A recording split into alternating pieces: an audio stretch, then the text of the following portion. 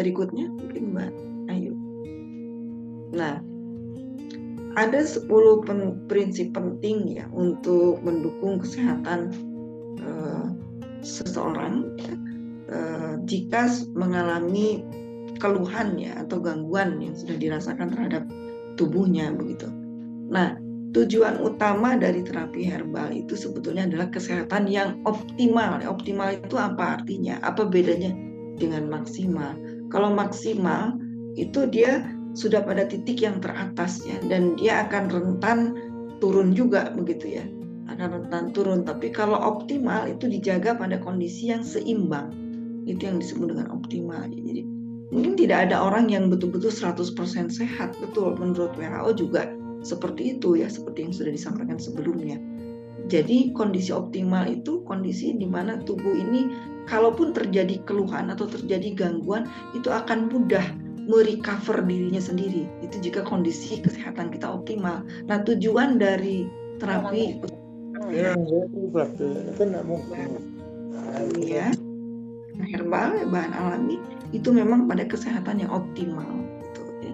Jadi boleh jadi yang maksimalnya mungkin belum tercapai ya, atau tidak tercapai, tetapi paling tidak tubuh sudah menjadi lebih stabil begitu dan kembali kepada fungsi yang normal begitu ya.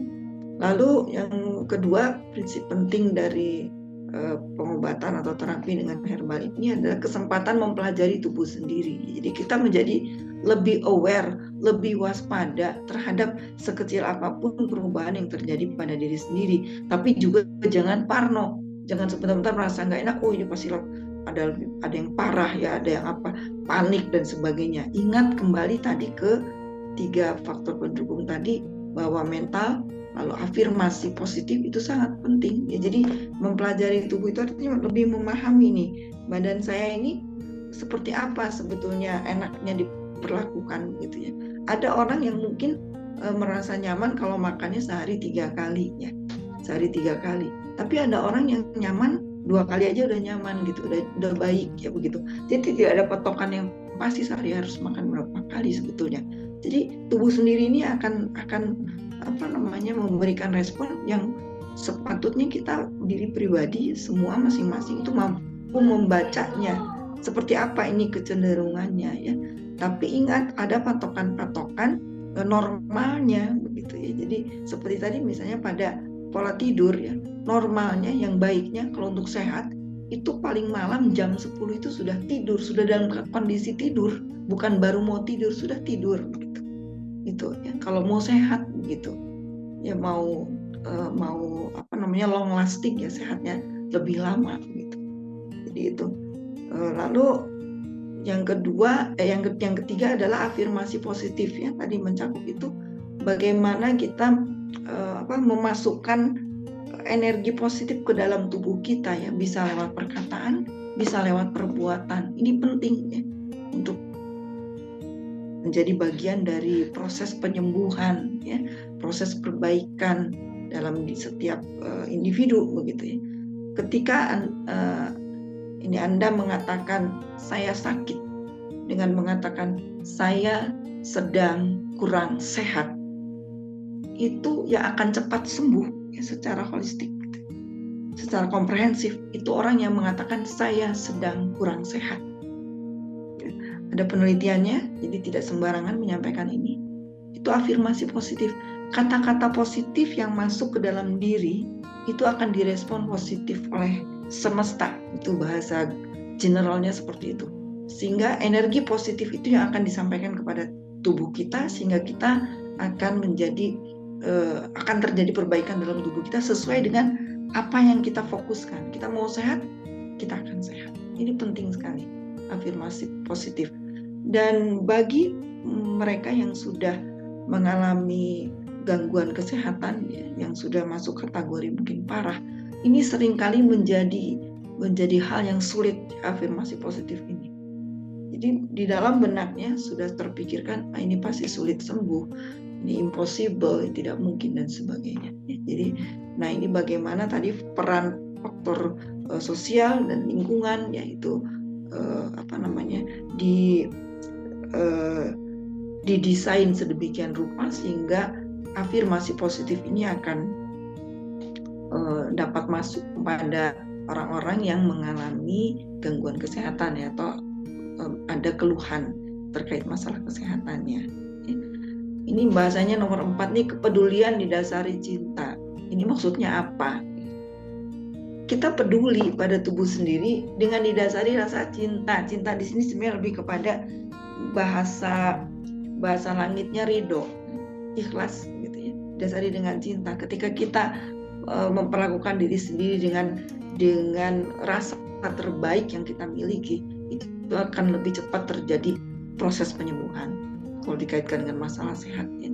Jadi kita peduli dengan memperlakukan diri kita dengan kebiasaan-kebiasaan yang memang terstandar baik begitu. Jadi seluruh faktor pendukung tadi dipahami sebagai bentuk kepedulian sebenarnya kepada diri sendiri.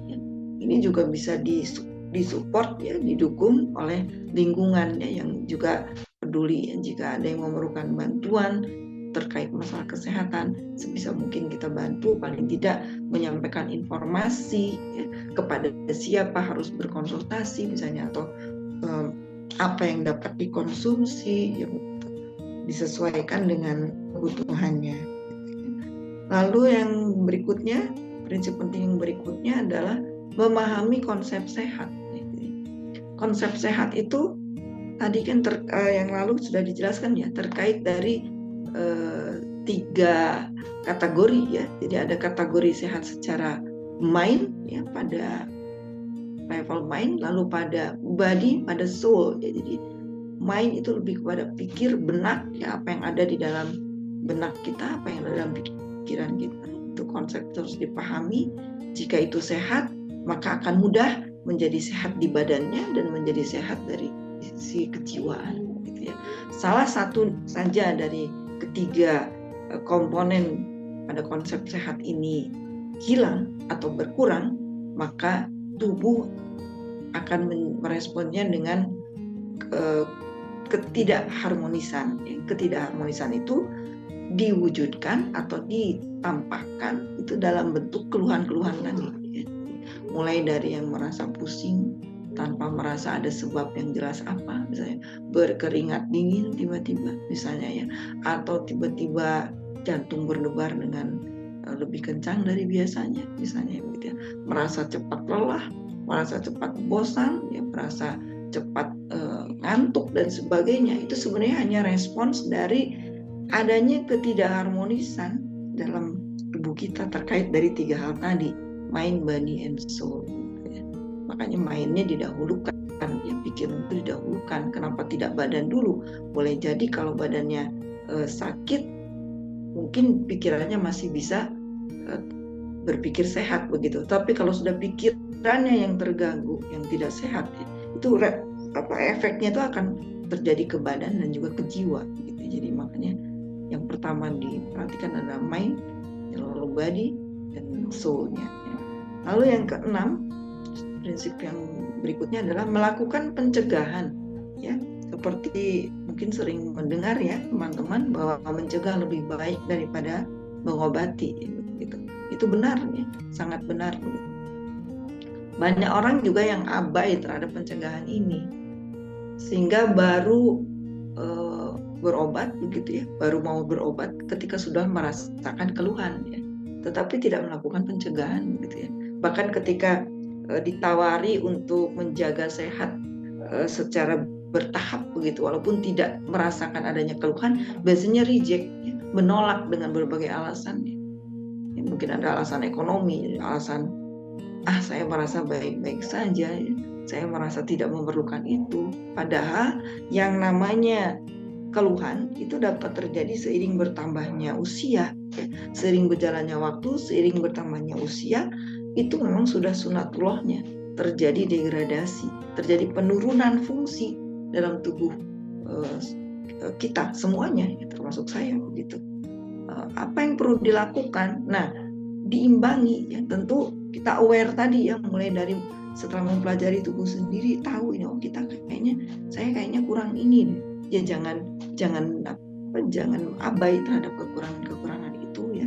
Misalnya yang sederhana saja, kurang apa apa nih, kayaknya kurang kalsium nih, karena kok semakin sering terasa sakit di persendian misalnya ya, semakin sering cepat lupa ya. Jadi jangan dikira kalau kurang kalsium atau kurang vitamin D begitu, itu dampaknya hanya pada kesehatan kulit, tulang, sendi saja, tidak ya, tapi juga pada saraf dan yang lain-lainnya ya, pada sistem pembuluh darah, sistem reproduksi, itu semua terpengaruh. Makanya pastikan asupan-asupan nutrisi seperti itu tetap terjaga. Begitu dengan cara apa? Ya tidak ada cara lain. Salah satunya mungkin yang paling mudah sebetulnya adalah mengkonsumsi makanan-makanan sehat ya, dalam bentuk, mungkin kalau dalam produk BOW ini kan sudah ada yang dalam bentuk fermentasi. Itu sebenarnya kategorinya tidak langsung kategori obat ya, karena untuk disebut sebagai obat itu ada kriterianya ya, ada SOP-nya ya, yang tidak bisa sembarangan begitu. Jadi suplemen lah itu lebih tepatnya ya, jadi untuk mendukung kesehatan dan untuk membantu proses penyembuhan begitu, dengan cara mulai dari perbaikan sel dan sebagainya. Itu lakukan itu dengan rutin mengkonsumsi. Misalnya ini badan sebenarnya nggak kerasa apa-apa, ya nggak apa-apa, minum aja, tetes aja 18 misalnya, rutin saja, sehari cukup 2 kali misalnya, 5 tetes pagi 5 tetes malam ya bagi yang dewasa gitu ya. Atau yang kira-kira nih kayaknya kalau perubahan cuaca, seringkali cuaca jadi kambing hitam ya kalau sakit, habis cuacanya sih begini, habis hujan terus sih, habis panas terus, debu dan sebagainya ya begitu. Padahal saya khawatir itu jadi satu dosa juga ya, karena yang menciptakan cuaca kan bukan kita ya. Jadi ketika dibelimnya pada perubahan cuaca, hati-hati gitu ya. Lebih baik diubah cara berpikirnya, bukan cuacanya yang salah, tetapi badan kita yang tidak fit ya, endurance kita yang tidak siap untuk menerima perubahan-perubahan itu, maka perlu dilakukan pencegahan ya. Jadi ada maintenance ya dalam tubuh kita tuh, ada perawatan ya. Jadi bukan di luar saja yang butuh perawatan. Kalau misalnya untuk takut terkena pengaruh matahari, misalnya teman-teman bisa melakukan perawatan kulit ya, menggunakan sunscreen dan sebagainya. Kenapa enggak yang di dalam? Yang di dalam itu sebenarnya bisa lebih parah, tidak langsung terlihat di permukaan, tetapi terjadi penurunan fungsi itu. Jadi mulai berubah nih pola pikir. Memang sediakan saja itu produk-produk yang memang sesuai dengan kebutuhan itu di atas meja makan. Jadi habis makan udah masuk tetes 5 gitu ya misalnya. Atau yang lainnya misalnya pengen fit sepanjang hari, ya masuk aja black cypress. Sudah tahu kita bahan baku utamanya dari black cypress itu adalah habatus sauda, yang notabene ini direkomendasikan sejak zaman dahulu kala ya, sejak mungkin sudah ribuan tahun itu ya. Dan di zaman kenabian juga ya sudah bahkan direkomendasikan begitu ya. Termasuk juga herbal yang masuk di dalam, kalau yang muslim tentu percaya ya dalam kitab suci kita ya, dalam Al-Quran itu sudah nggak perlu lagi sebenarnya stempel BPOM dan yang lainnya sebenarnya. Kalau untuk kita bicara benefit ya, manfaat gitu. Jadi rutinkan saja gitu. 1 hari 1 saja begitu ya. Atau mau 2 hari sekali boleh, silahkan. Anda yang tahu proporsinya yang tepat untuk diri seperti apa. Ya, balik ke nomor 2 tadi, pelajari tubuh sendiri dulu, dia seperti apa gitu. Saya butuhnya ini walaupun misalnya berat badannya sudah ideal lah begitu ya, nggak ada salahnya minum slimming tea begitu ya. Bahkan sangat baik, karena kalau bicara fitokimia bahan aktif yang ada di slimming tea itu bukan hanya sekedar untuk berpotensi untuk membantu meregulasi lemak di dalam tubuh ya, membuangnya dalam bentuk urin atau dalam bentuk keringat ya, tapi juga untuk detox ya. Jadi yang sudah fine-fine aja, merasakan seperti baik-baik saja, cobalah minum slimming itu misalnya hanya 2 hari sekali saja, tidak apa-apa gitu ya. Tapi Anda akan merasakan itu manfaatnya. Nah itu panjang manfaatnya ya. Nanti akan terasa sendirilah ya. Kalau bicara testimoni, saya juga bisa menyampaikan banyak hal sebenarnya terkait dari pemanfaatan herbal, khususnya herbal BOB ini ya. Mulai dari yang ada reverse aging ya, yang harusnya terjadi penuaan begitu, bisa berhenti sih tidak, tapi paling tidak seperti tertahan begitu ya.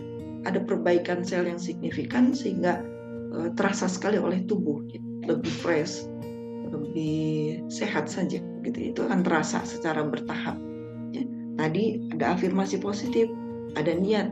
Ini memang sudah, apalagi kita sudah sertifikasi jelas ya dari BPOM begitu, jadi sudah tidak diragukan lagi begitu ya, legalitas potensinya begitu. Jadi itu yang perlu dipahami ya. Jadi memahami potensi penyembuhan dari dalam diri, artinya apa?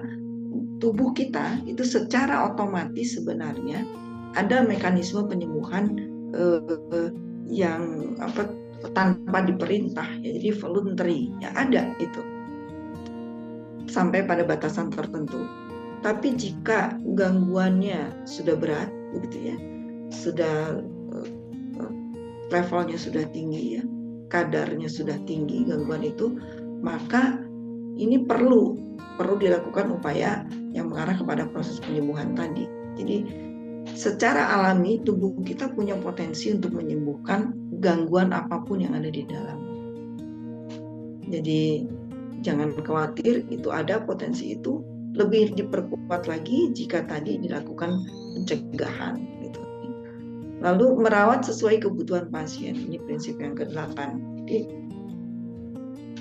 kalau sudah ada keluhannya sudah jelas, diagnosanya sudah jelas, maka sarannya itu pasti disesuaikan dengan keluhannya tersebut, sesuai dengan kebutuhannya gitu ya. Tapi kalau mau ekstrim nih, pasti disarankan udah minum aja semuanya begitu, gantian secara teratur begitu. Tapi kan mungkin terkait masalah-masalah lain ya, jika harus mengkonsumsi terlalu banyak begitu. Tapi yang jelas yang penting adalah sesuai dengan kebutuhan pasiennya. Jika pasiennya itu diri sendiri ya, kita juga tahu ya, apa yang kita butuhkan ya. Makanya pada kasus tertentu, pada keluhan tertentu, saya sangat menyarankan untuk memeriksakan langsung kepada dokter terdekat ya, atau yang sedang dalam proses perawatan, sehingga penegakan diagnosisnya jelas, maka saran terapinya juga akan disesuaikan dengan penegakan diagnosisnya gitu.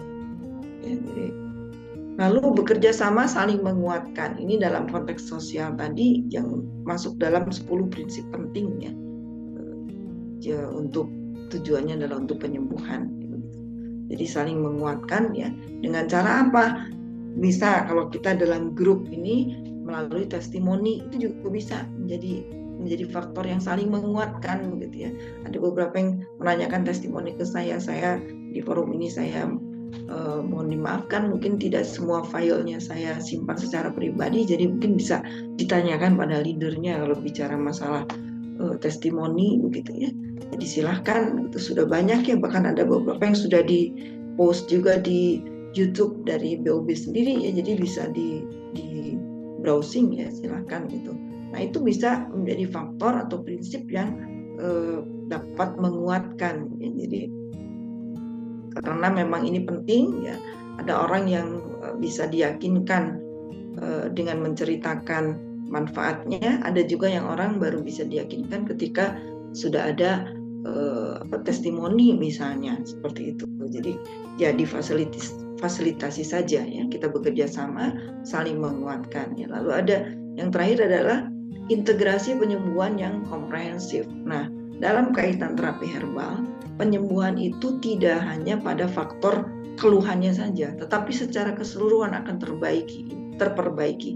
Ini yang dimaksud dengan integrasi penyembuhan secara komprehensif, secara keseluruhan. Orang kalau sudah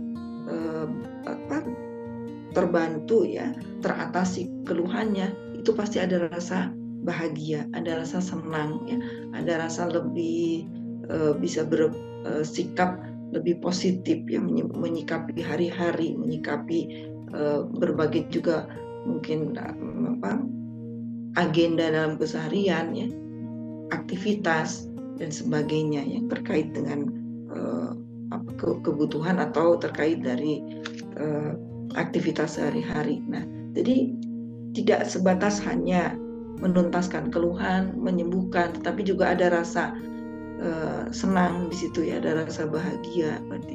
Dan itu akan menyebabkan atau memberi dampak ya yang sangat positif terhadap kesehatan secara keseluruhan ya, sehingga nanti akan terjadi maintenance ya, akan terjadi pemapanan ya. Jadi ada penjagaan, ada pemapanan dalam diri sendiri ya. Stabilitas ya, itu akan terjadi ketika sudah terjadi penyembuhan secara komprehensif begitu. Jadi itu yang mungkin dapat disampaikan.